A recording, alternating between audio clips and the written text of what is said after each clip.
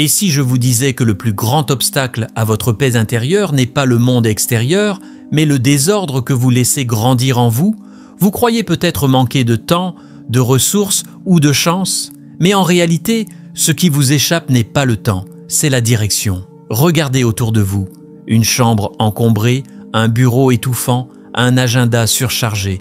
Tout cela n'est pas anodin, c'est le miroir exact de votre état intérieur. Carl Jung disait « Ce dont on ne prend pas conscience devient notre destin ». Alors, demandez-vous, qui organise votre vie en ce moment? Est-ce vous ou bien le chaos qui décide à votre place? Cette vidéo n'est pas seulement une invitation à ranger vos affaires ou à planifier vos journées. C'est un appel à comprendre que chaque geste d'ordre, aussi simple soit-il, est un acte profond de transformation spirituelle.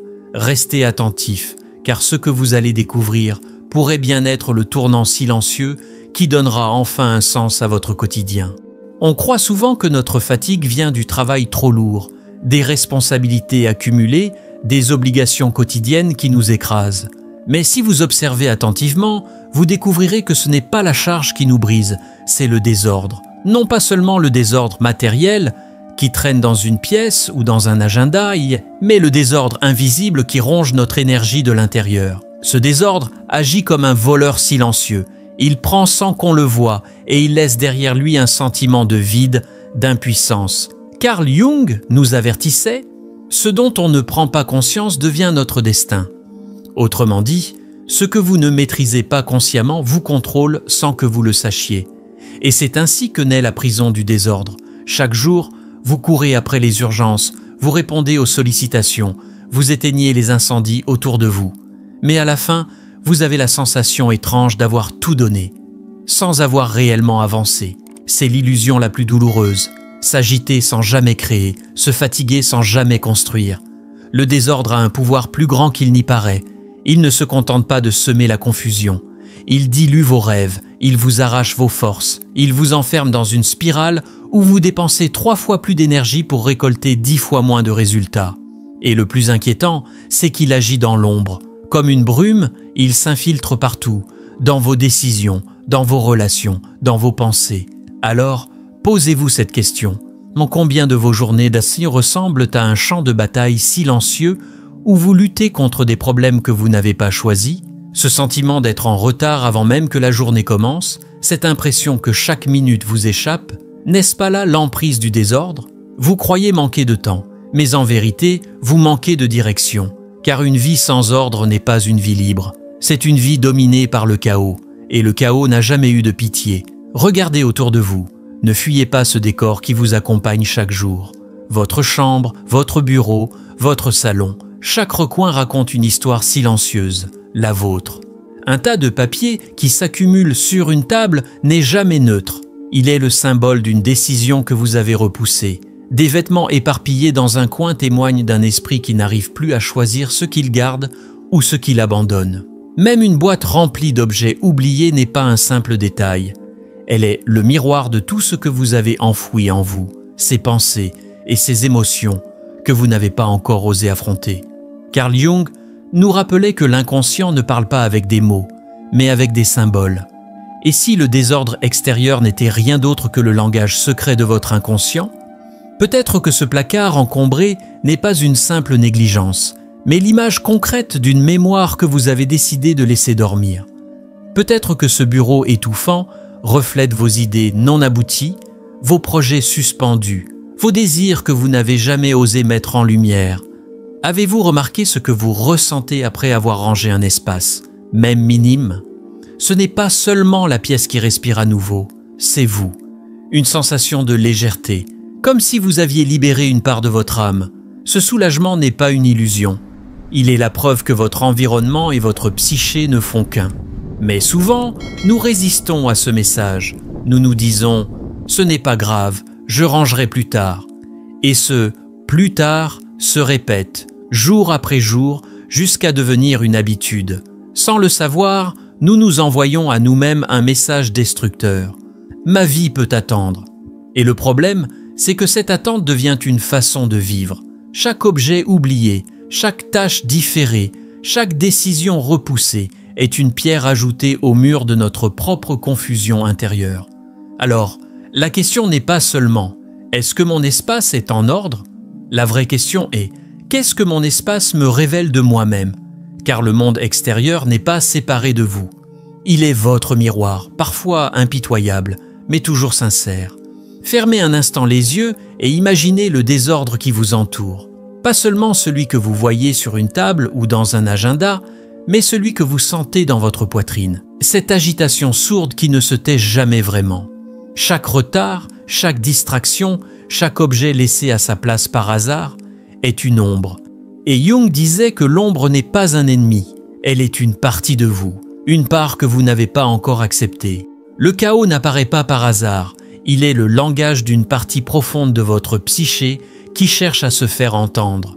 Derrière chaque pile de papier, il y a peut-être une peur d'affronter une décision.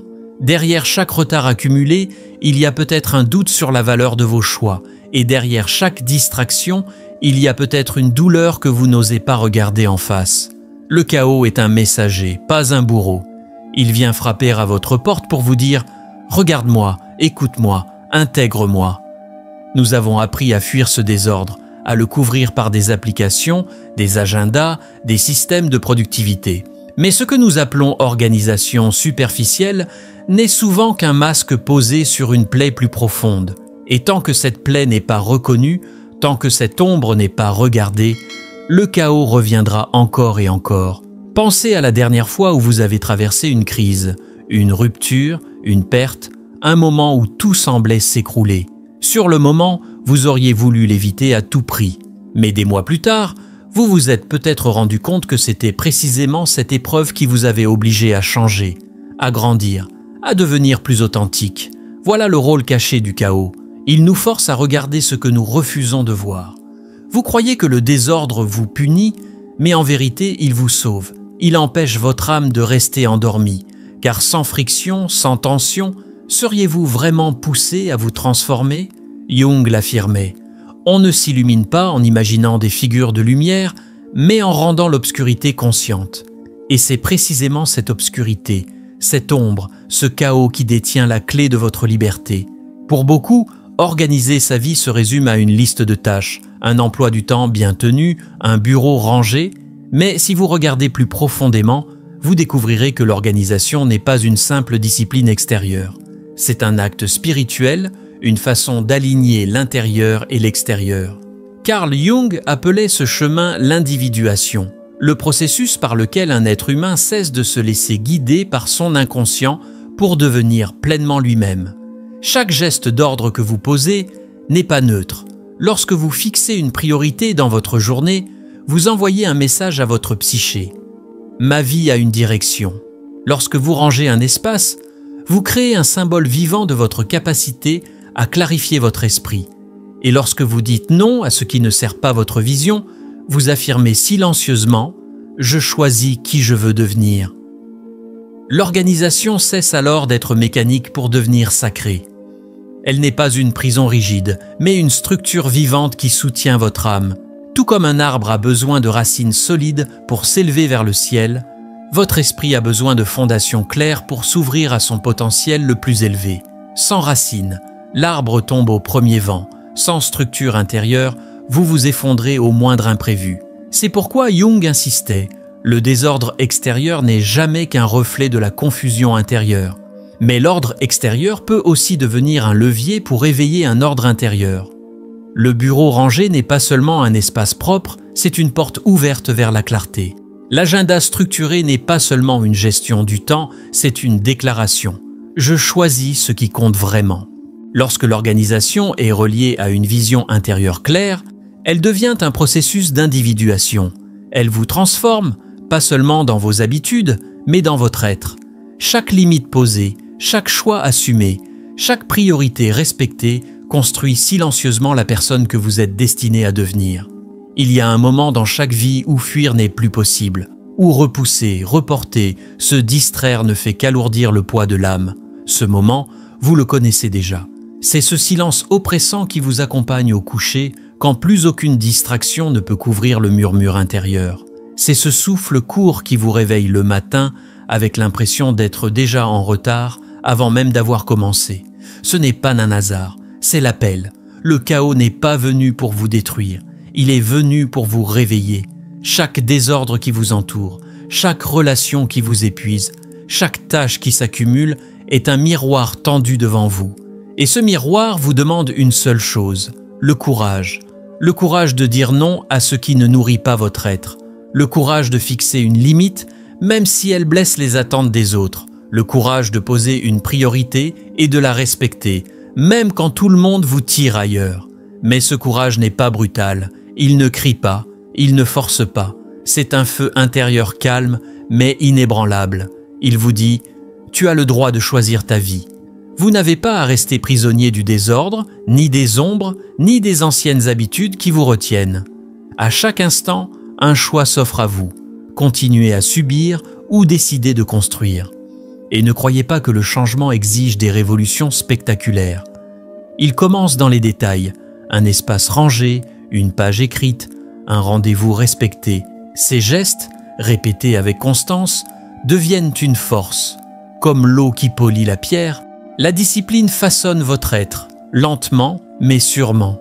Carl Jung affirmait que l'individuation n'est pas un idéal abstrait, mais un processus concret, un combat quotidien où chaque acte conscient ajoute une brique à la maison de votre être. Alors osez.